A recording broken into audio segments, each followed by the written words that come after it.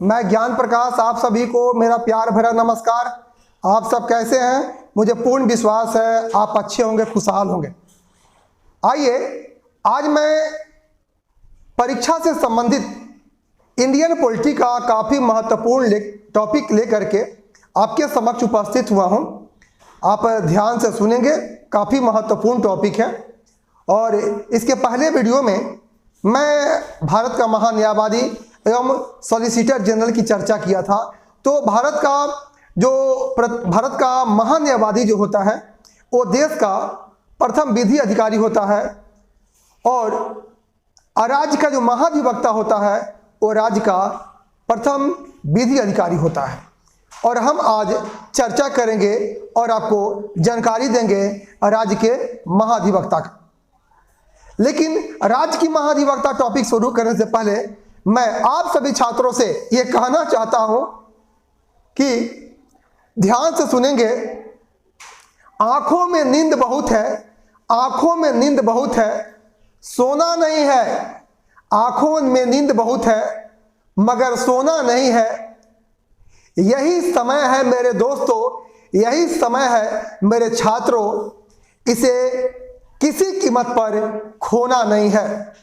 आपकी जिंदगी है, या तो इसे सोने में गुजार दो या तो रातों का नींद हराम करके इसको बेशकीमती सोना बना लो। ये आप ही को बनाना है, आप ही को तय करना है कि मैं कैसा जिंदगी जीना चाहता हूं, समाज में हमारी क्या औकात होनी चाहिए, ये आप ही को तय करना है। समाज में किस औकात के साथ आप जीना चाहते हैं तय कीजिए, और वो औकात आपको बदल सकता है। ज्ञान, नॉलेज इज पावर। हर चीज कोई बांट सकता है, हर चीज छीन सकता है, लेकिन कोई आपसे ज्ञान नहीं बांट सकता है। इसलिए कहा गया है नॉलेज इज पावर। आइए अपने नॉलेज को बढ़ाते हैं राज्य की महाधिवक्ता से। ध्यान से सुनेंगे, और किसी भी टॉपिक को समझने के लिए, अच्छे तरह से जानने के लिए आपको एंड तक वीडियो देखना ही होगा। जब तक एंड तक नहीं देखेंगे फिर आप नहीं समझ पाएंगे। आप सबके लिए काफी मेहनत करते हैं हम, ताकि आपको दूर से हम काफी मजबूत बना सके। आइए पढ़ते हैं राज्य का महाधिवक्ता। सुनेंगे राज्य का महाधिवक्ता। तो राज्य के महाधिवक्ता को the advocate general of state कहा जाता है। राज्य के महाधिवक्ता को the advocate general of state कहा जाता है। अब ये महाधिवक्ता का संविधान में कहाँ प्रावधान है, आप ध्यान से सुनेंगे। तो राज्य का जो महाधिवक्ता है ये संवैधानिक पद है। संवैधानिक किसे कहते हैं? जिसका संविधान में उल्लेख होता है। गैर संवैधानिक किसे कहते हैं? जिसका संविधान में उल्लेख नहीं होता है। तो राज्य का जो महाधिवक्ता पद है वो एक संवैधानिक पद है। जिस प्रकार हमारे भारतीय संविधान में भारत सरकार को कानूनी या विधिक सहायता देने के लिए अनुच्छेद 76 में भारत के महान्यायवादी का उल्लेख है, उसी प्रकार भारतीय संविधान में राज्य सरकार को कानूनी सलाह या विधिक सहायता देने के लिए अनुच्छेद 165 में राज्य के महाधिवक्ता का उल्लेख है। अब आइए, राज्य का जो महाधिवक्ता है इसका उल्लेख हमारे भारतीय संविधान के भाग क्या है जी? 6 में है। और भारतीय संविधान के भाग 6 को राज्य का संविधान भी कहा जाता है। अगर कोई पूछे कि राज्य का संविधान के किस भाग को कहते हैं, तो संविधान के भाग 6 को राज्य का संविधान कहा जाता है। अब आइए, अनुच्छेद 165 में महाधिवक्ता का उल्लेख है, और महाधिवक्ता जो है ये राज्य का प्रथम कानूनी या विधिक अधिकारी होता है। महाधिवक्ता जो होता है ये राज्य का सर्वोच्च कानूनी अधिकारी होता है। अब आइए, महाधिवक्ता की नियुक्ति से संबंधित आपको जानकारी मैं प्रदान करता हूं, ध्यान से सुनेंगे। तो महाधिवक्ता की नियुक्ति राज्यपाल करता है, वो भी राज्य सरकार के सलाह पर, राज्य सरकार के सिफारिश पर करता है। अब आइए, महाधिवक्ता का वेतन और भत्ते का निर्धारण कौन करता है? तो राज्यपाल ही करता है। और महाधिवक्ता जो होता है ये राज्यपाल के प्रसाद पर्यंत पद को धारण करता है, यानी during the pleasure of the governor, during the pleasure of the governor महाधिवक्ता पद को धारण करता है। मैं इसके पहले वीडियो में भी आप सभी को यह बताया था कि प्रसाद पर्यंत का तात्पर्य क्या है। तो प्रसाद पर्यंत का यह तात्पर्य होता है कि जब तक राज्यपाल की कृपा होती है, जब तक राज्यपाल चाहेगा महाधिवक्ता अपने पद पर रहेगा, राज्यपाल जब चाहे उसे पद से हटा सकता है। अब आइए महाधिवक्ता की क्या योग्यता होनी चाहिए। महाधिवक्ता की वही योग्यता होती है जो हाई कोर्ट के न्यायाधीश की होती है, यानी हाई कोर्ट के न्यायाधीश की योग्यता धारण करने वाले व्यक्ति को ही महाधिवक्ता के पद पर बैठाया जाता है, नियुक्ति की जाती है। तो आप सभी के ये मन में एक प्रश्न उत्पन्न हो रहा होगा कि सर आखिर ये महाधिवक्ता की जो योग्यता होती है वो हाई कोर्ट के न्यायाधीश की होती है, तो सर आखिर हाई कोर्ट के न्यायाधीश की क्या योग्यता होती है? ध्यान से सुनेंगे। अनुच्छेद 217 के 3 में, अनुच्छेद 217 के 3 में हाई कोर्ट के न्यायाधीश के योग्यता का उल्लेख है। हाई कोर्ट के न्यायाधीश की योग्यता क्या होनी चाहिए? ध्यान से सुनेंगे। पहला, वह भारत का नागरिक हो।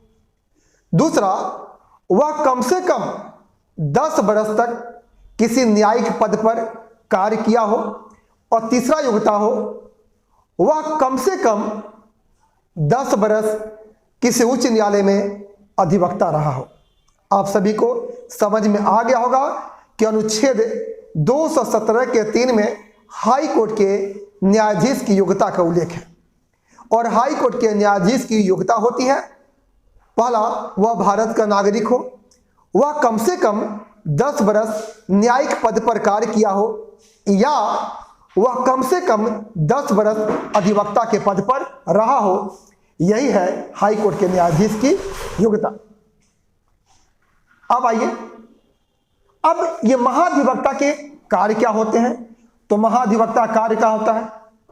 महाधिवक्ता राज्य सरकार को कानूनी सलाह दे सकता है।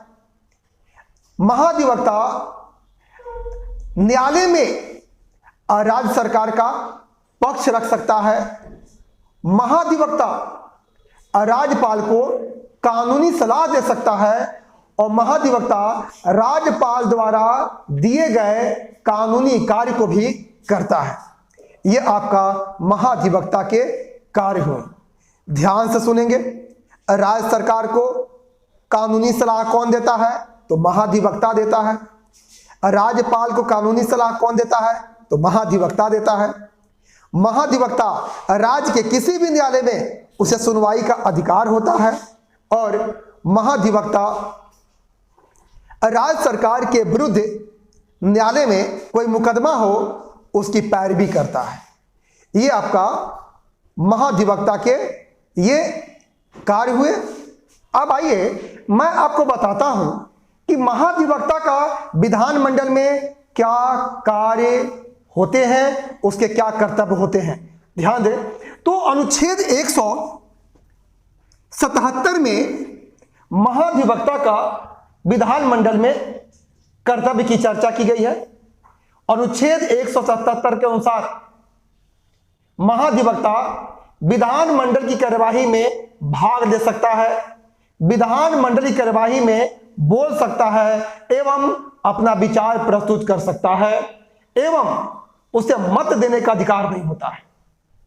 आप सभी को याद हो गया होगा अनुच्छेद 177 के अनुसार महाधिवक्ता विधानमंडल की कार्यवाही में भाग ले सकता है, उसमें अपना विचार प्रस्तुत कर सकता है, बोल सकता है, लेकिन उसे मत देने का अधिकार नहीं होता है। यह महाधिवक्ता का विधानमंडल में कर्तव्य है। अब आपको मैं ये जानकारी दे दूं कि महाधिवक्ता को कुछ स्वतंत्रता प्रदान की गई है।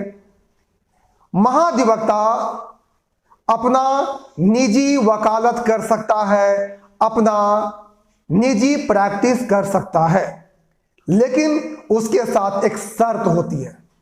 वो शर्त क्या है? तो महाधिवक्ता राज्य सरकार के विरुद्ध कोई मुकदमा नहीं लड़ सकता है।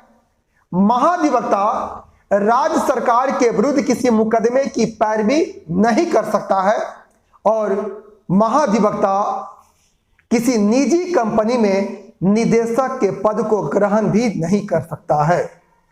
ये महाधिवक्ता से संबंधित महत्वपूर्ण जानकारी है। मैं कुछ मुख्य तथ्य इसका हाइलाइट्स कर देता चाहता हूं कि महाधिवक्ता राज्य का प्रथम विधि अधिकारी होता है।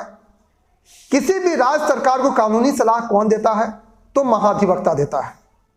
महाधिवक्ता का उल्लेख हमारे भारतीय संविधान के अनुच्छेद 165 में है और महाधिवक्ता एक संवैधानिक पद है। महाधिवक्ता राज्यपाल के प्रसाद पर्यंत पद को धारण करता है। महाधिवक्ता की नियुक्ति राज्यपाल करता है। महाधिवक्ता की वही योग्यता होनी चाहिए जो हाईकोर्ट के न्यायाधीश की होती है। अनुच्छेद 217 के 3 में हाईकोर्ट के न्यायाधीश के योग्यता का उल्लेख है, यानी जो हाईकोर्ट के न्यायाधीश की योग्यता होती है वही योग्यता महाधिवक्ता की होती है। महाधिवक्ता को यह अधिकार होता है कि वो राज्य के किसी न्यायालय में सुनवाई कर सकता है।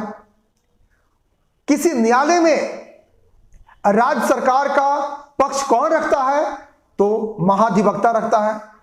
महाधिवक्ता राज्यपाल को कानूनी परामर्श भी दे सकता है या राज्यपाल द्वारा सौंपे गए किसी कार्य को, कानूनी कार्य को महाधिवक्ता करता है।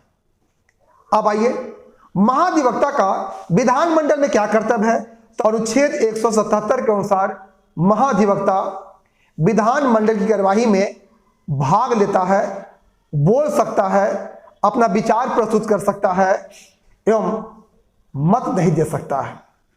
महाधिवक्ता अपना निजी प्रैक्टिस कर सकता है, निजी वकालत कर सकता है, लेकिन राज्य सरकार के विरुद्ध किसी मुकदमे की पैरवी नहीं कर सकता है और पद पर रहते हुए महाधिवक्ता किसी निजी कंपनी में निदेशक के पद पर भी नहीं बैठ सकता है।